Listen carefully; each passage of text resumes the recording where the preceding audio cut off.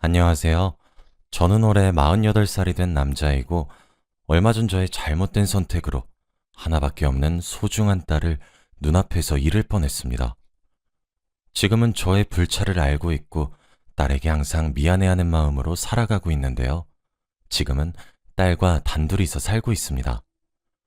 저희 딸은 다른 평범한 사람들과는 조금 달라요. 왜냐면 지적장애 2급이기 때문인데, 심한 건 아니고 일반적인 생활과 대화도 가능해요. 그런데 정신연령이 초등학교 저학년 수준이라 나이가 20살이 넘었는데도 어린아이 같은 말투를 써요. 그래도 단순한 행동들은 혼자서 척척 잘하는 아주 예쁜 저희 딸이죠. 아내는 딸을 낳자마자 세상을 떠났는데 딸을 안아보지 못한 채로 하늘나라로 갔어요. 다들 출산하기 전에 산모의 목숨이 위험해진다고 했지만 저희 아내는 딸이 세상에 나오면 그걸로 됐다며 모든 사람의 만류에도 고집을 꺾지 않았죠. 그렇게 자신의 생명보다 딸이 더 소중했던 사람이었습니다. 아내의 죽음이 헛되지 않기 위해서라도 저는 꼭 저희 딸을 잘 키울 거라고 다짐했죠. 저는 일반적인 직장인이고 그렇게 수입이 넉넉한 편도 아닙니다. 딸은 집에서 저에게 조금이나마 보탬이 되겠다며 집에서 자신이 할 수 있는 간단한 부업을 하고 있는데 그 모습마저 너무 기특하고 사랑스러운 거 있죠? 그때 이런 저에게 한 줄기 빛과 같은 한 여인이 나타납니다. 우연히 술자리에서 친구의 지인으로 알게 됐는데 그때는 아무 감정이 없었지만 그 사람은 저에게 조금의 호감이 있었던 것 같아요. 저는 아내를 잃기도 했고 장애인 딸도 가진 아빠라 연애를 할 여건이 되지 못했는데 그 사람은 그런 저라도 좋다고 해주었습니다. 그 사람과 만나는 동안 그 여자는 저희 딸을 정성껏 대해주었고 편견 없이 친절하게 그렇게 바라봐주는 착한 여자였죠. 저는 그런 여자가 너무 좋았는데 저희 딸도 엄마가 생긴 것 같다는 말까지 하면서 그 여자를 좋아했어요. 그 사람은 제가 일을 하는 동안 저희 집으로 와서 딸과 함께 딸이 부업을 하는 것을 도와주기도 하고 같이 맛있는 음식을 먹으러 다니기도 하면서 정말 모녀 사이처럼 지냈죠. 항상 혼자 집에 있을 딸아이가 걱정이 되었는데 옆에서 보호자가 생기니 너무 듬직하더군요. 일이 끝나고 집으로 가면 그 사람과 제 딸은 미리 차려놓은 저녁 밥상이 있는 식탁에 저를 앉혔고 다 같이 오순도순 이야기를 나누며 저녁 식사를 하기도 했답니다. 그 여자는 항상 저녁이 되면 집으로 돌아갔고 어느 날은 저희 딸이 저에게 다가와서 말을 했습니다. 아빠, 미숙이 이모 우리 엄마 하면 안 돼? 미숙한 언어로 조심스럽게 저에게 말을 하더군요. 저도 나름 좋긴 했지만 딸이 아직은 엄마를 받아들일 준비가 되지 않았다고 생각하고 있었는데 딸이 그렇게 말을 해주니 너무 기뻤습니다. 그렇게 저희는 짧은 기간 동안 연애를 했음에도 불구하고 부부 사이가 되었답니다. 경제적인 형편이 그렇게 좋지 않았기 때문에 결혼식을 올리지 못해서 저는 아내에게 너무 미안한 마음뿐이었죠. 그래도 항상 밝게 웃으면서 괜찮다고 말해주는 아내가 너무 감사했습니다. 어떻게 이런 여자가 저에게 왔는지 꿈만 같았죠. 결혼을 한 후에도 아내는 저희 딸을 정말 친딸처럼 대했습니다. 저희는 사실 나이가 조금 있는 편이라서 아기를 가질 생각을 하지 못했기 때문에 저희 사이에 아이는 딸밖에 없었죠. 그래도 피 한 방울 섞이지 않은 남의 자식을 그렇게 보듬어 줄 수 있다는 게 너무 존경스러웠습니다. 저희 딸은 정신이 많이 어려서 간혹 떼를 쓰고 고집 피우면서 저희를 힘들게 해요. 그럴 때마다 저도 아빠지만 너무 화가 나는 건 어쩔 수 없죠. 하지만 아내는 웃으면서 딸의 마음을 이해해 주었고 미안하다고 사과를 하기도 했습니다. 그러다 보니 이제는 딸이 저보다 엄마가 더 좋다고까지 하더라고요. 그래도 저는 싫지 않았습니다. 그렇게 같이 산 지 2년이 되어갔고 저희 집은 어느 가정과 다름없는 평범한 집이 되었죠. 그런데 어느 날이었어요. 여보, 내가 요즘 지적장애인 엄마들 모임 다니잖아. 그런데 거기서 엄청 대단한 사실 하나 알았어. 응? 그게 뭔데? 우리 미연이처럼 지적장애 2급인 아이를 가진 엄마가 애를 절에 보냈더니 애가 조금 더 성숙해져서 온 것 같대. 뭐? 아내는 어디서 지적장애 아이를 절에 보내면 지금보다 더 성숙하게 될 것이라는 말을 들었다고 미연이를 절에 보내자고 하더라고요. 아이, 그래도 혼자 보내기엔 너무 위험한데. 기간도 짧게 갔다 올 거고, 그 절이 지적장애인들이 많이 가는 절이라서 안심해도 돼. 이미 유명한 곳이더라니까? 그 당시에 저는 아내를 맹신하고 있는 수준이어서 미연이를 절에 보내기로 했죠. 집과 멀리 떨어져서 지내봐야 엄마 아빠가 소중하다는 걸 알 것 같았거든요. 그렇게 미연이가 절에 갔는데 저는 하루가 지나기도 전에 미연이가 너무 걱정이 되기 시작했고 지금 뭘 하고 있는지 궁금해서 연락을 해보려고 했습니다. 안 돼, 여보. 절에 있을 때 가족들이랑 연락하면 아무런 효과 없다고 했단 말이야. 그래도 부모가 자기 자식 어디서 뭘 하고 있는지는 알아야지. 안 돼. 절은 세상과 단절해서 오로지 자신만 생각해야 하는 곳이라고. 그럼 치료에 효과적이지 못하단 말이야. 아내의 끈질긴 고집 끝에 저는 미연이에게 연락을 하지 못했어요. 그런데 다음 날이 되니까 아내가 저보고 전화번호를 바꾸자고 하고 어디서 사주를 보고 왔는데 제 이름이 좋지 않다면서 이름을 바꾸자고 하고 하다못해 이사까지 가자고 하는 게 아니겠어요? 이렇게 다 바꾸면 미연이가 나중에 우리한테 어떻게 연락을 해? 미연이가 돌아오면 다 하자. 어? 안 돼. 지금 얼른 해야 돼. 제발 나 좀 믿어. 내가 절에는 바뀐 전화번호랑 주소 다 알려줬고 거기로 미연이 치료 끝내면 보내달라고 했단 말이야. 그러니까 나 믿고 하자. 어? 저는 그래도 아내의 말을 잘 듣는 착한 남편이었기 때문에 바보같이 아내의 말을 거역하지 않은 채 그대로 실행에 옮겼죠.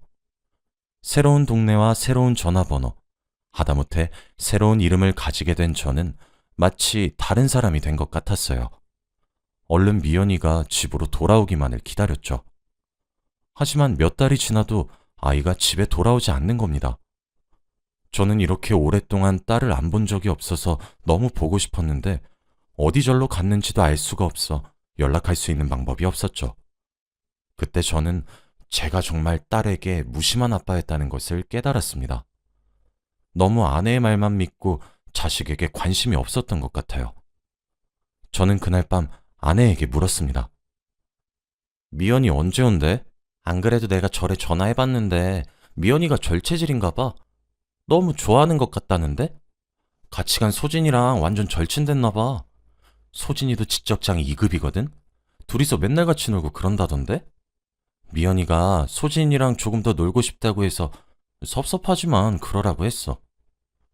그렇게 딸은 집으로 돌아오지 않은 지 6개월이 되었습니다. 6개월이 어떻게 흘러갔는지 모르겠지만 미연이가 행복하면 됐지 라는 생각만 하고 살았던 것 같아요. 저도 일이 너무 바쁘기도 했고 가끔씩 아내가 미연이의 일상을 말해주었거든요. 미연이가 아빠는 별로 보고 싶어 하지 않는 것 같아서 섭섭해하긴 했지만요. 여보, 나 미연이 너무 보고 싶은데 집으로 데리고 오면 안 돼? 왜 그래? 딸이 좋다는데. 언제 오는지 정확히 말해주라. 곧 나온다고 했어. 아내는 이렇게 계속 정확한 기간을 말해주지 않고 곧이라는 말만 하면서 미연이를 집으로 데려오지 않았습니다. 그렇게 답답한 일상 도중 저는 우연히 아내의 통화 내용을 엿듣고 말았습니다. 아내는 제가 헤드셋을 끼고 노래를 듣고 있는 줄 알았겠지만 사실은 아내가 절에 있는 사람과 통화를 하는 줄 알고 절의 위치를 혹시나 말할까 싶어 노래를 중단하고 엿듣고 있었죠. 그런데 아내는 전화를 받고 네? 사망보험금이 10억이라고요? 라고 하는 게 아니겠어요? 저는 저희 딸이 어릴 때부터 월급을 받으면 조금 많은 액수의 돈을 딸의 사망보험금으로 넣었습니다. 그런데 왜 그걸 알아보고 있는지 궁금했죠. 아내는 놀란 나머지 너무 큰 소리로 말을 해버려서 제 눈치를 살피더라고요. 그치만 저는 노래를 듣고 있는 척을 했습니다. 아내는 전화를 끊고 아무 일도 없다는 것처럼 행동을 하더라고요. 저는 왠지 모르게 아내가 의심이 됐고 몇 달 동안 딸이 집에 오지 않는데 왜 딸의 사망보험금의 액수를 궁금해하는지 의문을 가졌죠. 저는 혼자서라도 미연이를 찾기로 했고 경찰서에 가서 저희 딸이 어디 있는지 알려면 어떻게 해야 하는지 물어봤어요. 그러려면 실종신고를 해야 한다고 하더군요. 실종신고를 하긴 했지만 아무런 범죄가 일어나지 않는 상황에서 성인이 집에 들어오지 않는 것은 단순 가출로 본다고 합니다. 만약 범죄가 일어나면 그때 수사를 진행하고요. 저는 이런 한국의 법이 너무 황당했습니다. 그럼 저는 아내가 말을 해줘야만 저희 딸을 만날 수 있다는 거죠. 제가 아무리 물어도 아내는 말을 해주지 않았고 계속 보채지 말라는 말만 할 뿐이었죠. 경찰이 하는 말에 의하면 실종된 사람을 찾는 경우는 아주 드물다고 해요. 다양한 곳에 광고를 하고 포스터를 붙여도 찾기 힘들다고 하는데 그래도 저는 희망을 잃지 않고 경찰의 연락을 기다렸습니다. 저는 절대 아내에게 경찰서에 가서 미연이를 실종신고했다고 말하지 않았어요. 그런데 경찰이 실종신고를 하고 5년 동안 딸이 나타나지 않으면 사망자로 처리를 하게 된다고 합니다. 그 말인즉슨 딸이 5년 동안 나타나지 않으면 딸은 죽은 사람이 되고 딸의 사망보험금을 가지게 되는 거죠. 저는 딸의 죽음이 정말 현실이 될 것을 생각하니 너무 무서웠고 당장 미연이를 찾고 싶어서 인터넷에 검색해서 전국에 있는 절이란 절은 다 전화를 해 미연이 있냐고 물었습니다. 그런데 다들 그런 사람 없다고 했고 저는 미연이와 함께 있다던 소진이 어머니에게 전화를 했죠.